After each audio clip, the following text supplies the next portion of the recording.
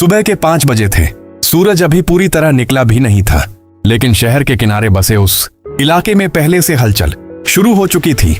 कचरा मंडी के पास से गुजरते लोग अपनी नाक पर रूमाल रख लेते, लेकिन वहीं उसी बदबू और गंदगी के बीच एक 14 साल का लड़का अपनी बोरी खींचता हुआ आगे बढ़ रहा था।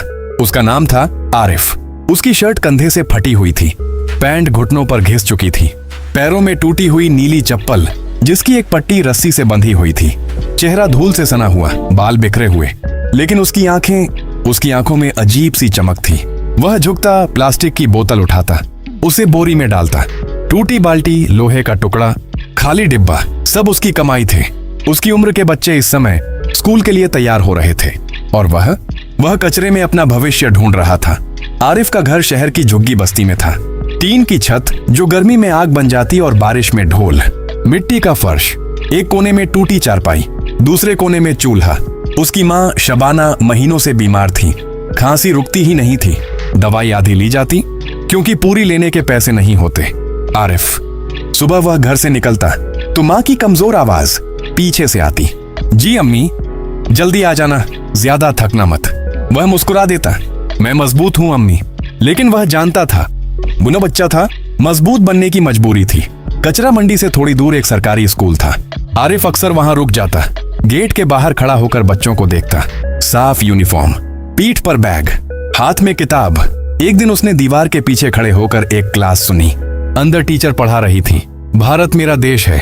आरिफ धीरे धीरे दोहराने लगा, भारत मेरा देश है। क्या मैं कभी अंदर बैठ पाऊंगा? एक दिन कचरा मंडी के पास बड़ी सी काली गाड़ी आकर रुकी। चमचमाती कार, दरवाजा खुला। सूट पहने, महंगी घड़ी लगाए एक आदमी बाहर उतरा। नाम राघव मल्होत्रा, शहर का बड़ा उद्योगपति। वो यहाँ जमीन देखने आए थे, नई फैक्ट्री के लिए।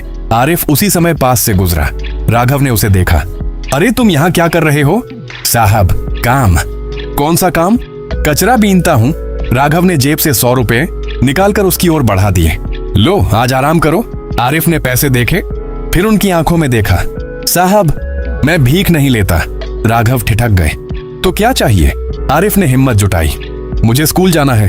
4 शब्द, लेकिन उन 4 शब्दों ने राघव को चुप कर दिया। राघव ने हल्की हंसी के साथ कहा, अरे ये तो छोटी सी बात है, देखेंगे। साहब कब? अभी व्यस्त हूँ, ऑफिस आ जाना।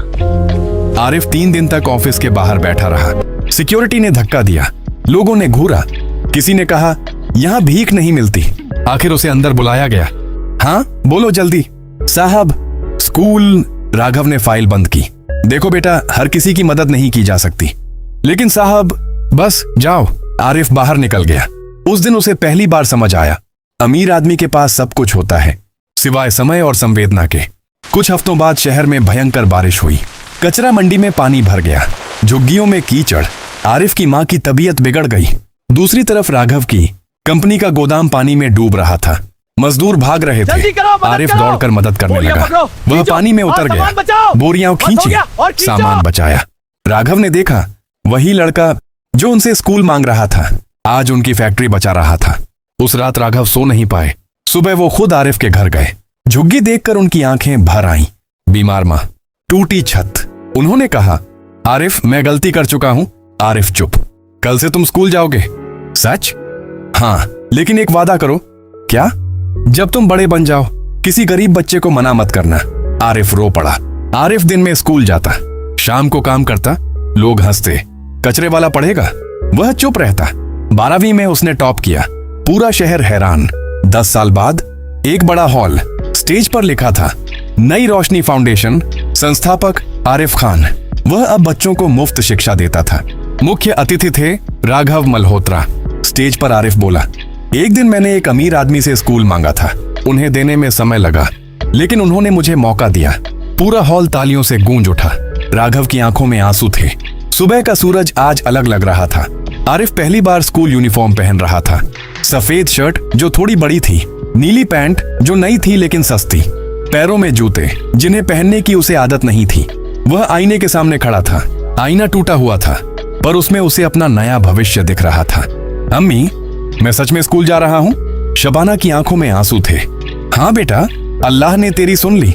लेकिन जैसे ही वह स्कूल पहुंचा, उसे समझ आया कि असली लड़ाई अब शुरू हुई है। क्लास में कदम रखते ही कुछ बच्चों ने फुसफुसाना शुरू कर दिया। अरे ये वही है ना, कचरा उठाने वाला?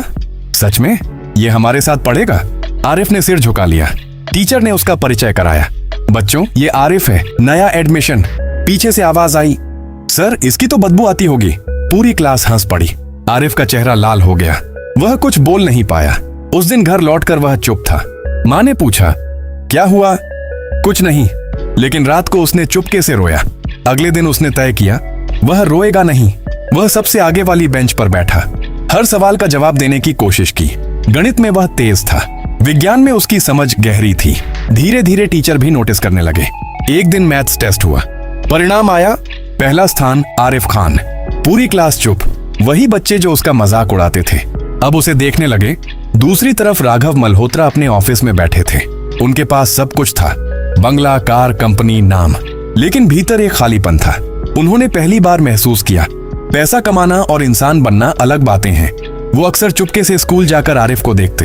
एक दिन उन्होंने प्रिंसिपल से पूछा, वो कैसा कर रहा है? बहुत होनहार है, अगर मौका मिले तो बहुत आगे जाएगा।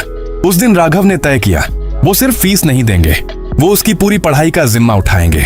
सब कुछ ठीक चल रहा था कि अचानक शबाना की तबीयत बिगड़ गई। डॉक्टर ने कहा, इलाज लंबा चलेगा, खर्चा ज्यादा होगा। आरिफ घबरा गया। वह फिर से शाम को कचरा बीनने जाने लगा। राघव को पता चला तो उन्होंने पूछा, तुम फिर काम क्यों कर रहे हो? अम्मी का इलाज। राघव कुछ पल चुप रहे, फिर बोले, आज से वो मेरी भी जिम्मेदारी है। आरिफ की आंखों में कृतज्ञता थी। स्कूल में एक प्रतियोगिता हुई। मेरे जीवन का लक्ष्य, सब बच्चों ने लिखा डॉक्टर, इंजीनियर, पायलट। आरिफ ने लिखा, मैं उन बच्चों के लिए स्कूल बनाऊंगा जो कचरा बीनते हैं।